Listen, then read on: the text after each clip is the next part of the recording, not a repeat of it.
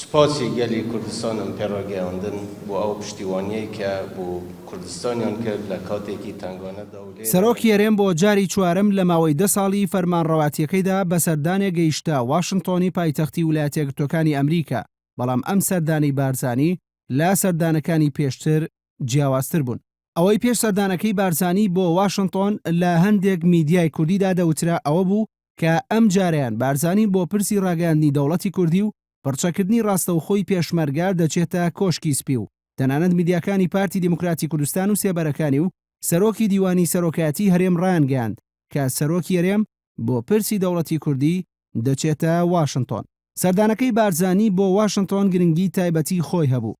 میدیای ئەمریکی و نێودەوڵەتی و نێوخۆیی گرنگی زۆریان بە سەردانەکەی بارزانیدا. ئەمجاریان بارزانی وەک سەرۆکی نەتەوەیەک لە میدیاکانەوە نیشاندرا کە لە بری جیهان شەڕی توندڕەوترین گروپی چەکداری ئیسلامی دەکەن و هەزاران قوربانیان داوە. بەپێی ڕایبەشێک لە چاودێرانی سیاسی دوای سەردانەکەی بارزانی کورد زیاتر لەسەر گۆڕەپانی سیاسی نێودەوڵەتی دەرکەوت و هاوکاری و یارمەتیەکانی هاوپەیمانان بۆ کورد زیاتر دەبێت. چەند لایەنێکی سەردانەکەی وەفدەکەی هەرێمی کوردستان بۆ واشنتۆن لە میدیاکانەوە باز نەکراو بە نهێنی مایەوە. یەکێک لەوانە ئەوە بوو سەرۆکی هەرێم و وەفدەکەی بە فەرمی داوەتی کۆشکی سپی نەبوون، بەڵکو داوەتی فەرمی وەزارەتی دەرەوەی ئەمریکا بوون. هەر بۆیە کۆشکی سپی ڕازی نەبووە سەردانەکەی بارزانی بخاتە ناو بەرنامەی کاری کۆشکی سپیەوە. هەروەها لە بەیاننامەیەکی باڵۆزخانەی ئەمریکاشدا لە بەغدا هاتووە کە سەرۆک ئۆباما بەشداری لە کۆبوونەیەکدا کردووە لە نێوان جێگری سەرۆکی ئەمریکا جۆ بایدن و سەرۆکی هەرێمی کوردستانی عێراق مەسعود بارزانی لە کۆشکی سپی.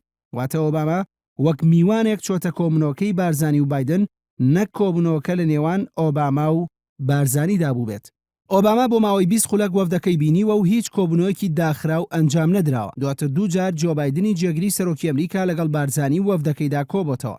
باپێ ئەو زانیارانەی دەسێنارتی کەوتون لە ئەندامانی وەفدەکەی هەرێم و بەرپرسانی ئەمریکی، وەفدەکەی هەرێم لە کۆبوونەوەکانیاندا لەگەڵ بەرپرسانی ئەمریکا بە هیچ شێوەیەک باسی سربەخۆی کوردستان و جیابوونەوەیان نەکردووە لە عێراق.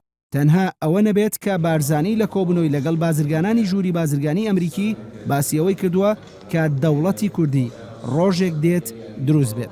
هەروەها بەرپرسانی ئەمریکی لە دانیشتەکانیاندا بە وەفدەکەی هەرێمیان ڕاگەیاندووە کە چەک و یارمەتیەکانی ئەمریکایان لە ڕێگەی حکوومەتی عێراقیەوە پێدەگات، بەڵام دڵنیایی ئەوەشیان داوە کە ئەو بەشەی بۆ کورد دادەنرێت بە تەواوەتی دەگاتە دەستیان.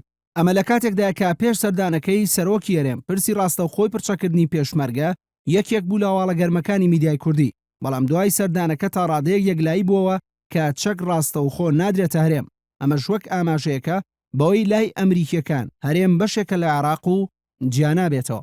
هەروەها بەرپرسانی ئەمریکا پەیوەندیەکانی هەرێم و بەغدایان لەگەڵ وەفدەکەی هەرێم تاوتوێ کردووە و پیان باش بووە کە هەرێم پەیوەندیەکانی لەگەڵ بەغدا باشتر بکاو.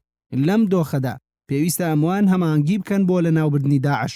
بارزانی وەفدەکەی بەجیا لەگەڵ هەرێک لە وەزیری بەرگری و جێگری وەزیری دەرەوەی ئەمریکا کۆبوونەتەوە و کۆنتڕۆڵکردنەوەی مووسڵ و بەشداریکردنی پێشمەرگە و یارمەتیەکانی ئەمریکا بۆ پێشمەرگە یەکێک بووە لە تەوەرە سەرەکیەکانی ئەو کۆبوونەوانە.